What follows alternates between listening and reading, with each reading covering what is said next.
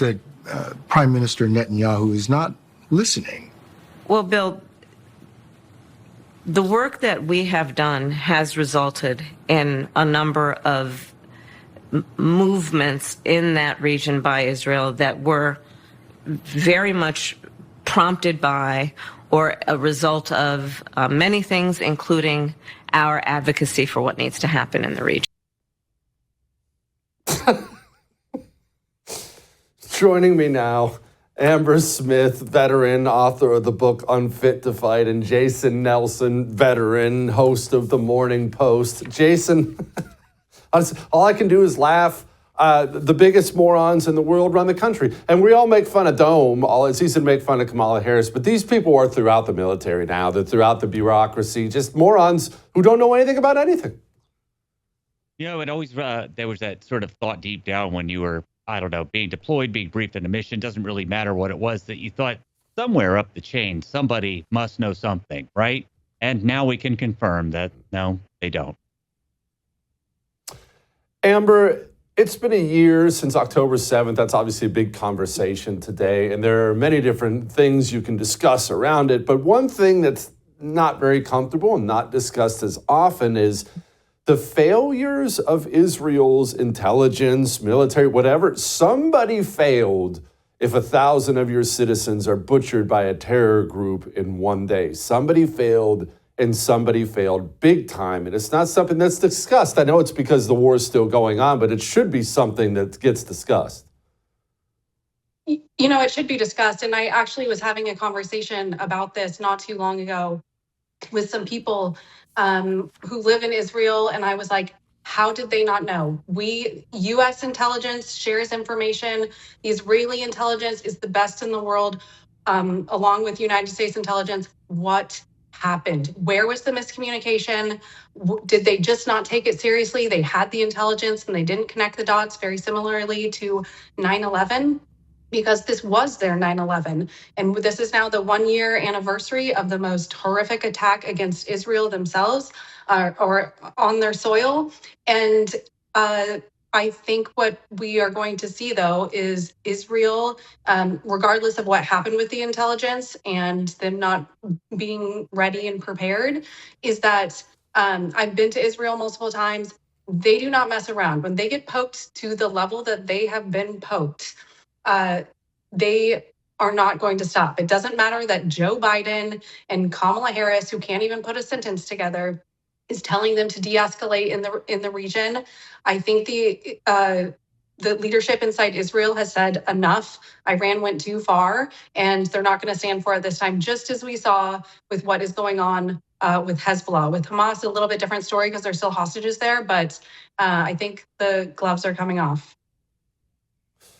Switch gears to domestic stuff here. Jason, Hurricane Helene has been in the news. Obviously, this administration's response has been in the news. Here was Joe Biden a week ago.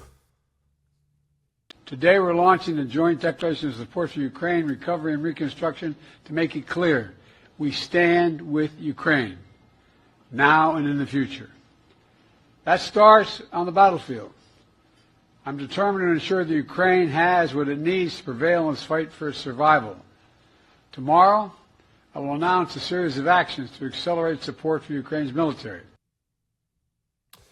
Obviously, there's been a ton of defense being played by FEMA, the government, the media, and otherwise. No, these funds weren't meant for that, but these funds are from a different fund, and I get all that, Jason, but I don't think these people understand the deaf ears that falls on when the American people feel abandoned and every single day our politicians brag about the gobs of our money they're sending overseas. You know, if I ever want to make myself feel a little bit better, I'll read a press release from the Biden-Harris regime and replace all of the words of foreign countries with North Carolina or Georgia or Florida. So that way I don't really just completely hate my government. You know, I was just on the ground a week ago, as you know, Jesse, dropping off relief supplies. And right now we have a couple of teams working out of Western North Carolina, focusing primarily on sanitation and other things that we can do to help bridge the gap until these communities can begin to stand on their own. And one thing I can say for a fact is that no matter what the media might pretend they're saying, they have not even touched on the absolute depth and breadth of this tragedy, and what I believe to be actually something that was preventable. Everyone's saying one of the common themes that's being tossed around by the local leaders and communities and first responders is we were never prepared for this type of disaster. This is not something we even gamed up, and that's just says a lot about how much money we spend on FEMA every year. That they have no imagination to think that if a hurricane were to come through the mountains in that area, what it would do. And I've seen photos, I've got firsthand stories that again, we've got assets in the region, and I can tell you that I heard a horrible story today about they went into an area to go find a settlement, something like 70 people. There had been dual mudslides. There is nothing there. As far as bodies or recovery, there's nothing left. There's just covered in mud. And that's just one of many nameless communities that you will never hear about. And again, you can already see the news cycle turning. They want to make this a politicized thing. They politicized it when they didn't stage the gear ahead of time, when they didn't release the funds, when they weren't prepared for a disaster of this magnitude. This is worse than Katrina, because at least Katrina, you could point to a failure of some sort of mechanism that was actually tangible. Here, it's just a failure of people, a failure of forward planning, and we're going to find the death toll is going to rise dramatically. And this is just horrific to see that we're spending money in Ukraine or Lebanon or anywhere else when we have Americans who are right now starving, are buried in mud, and have lost everything. God have mercy.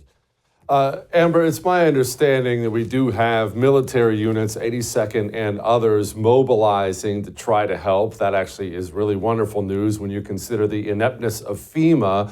What are they able to do? What are they doing? It's still the federal government still takes them a while to get going.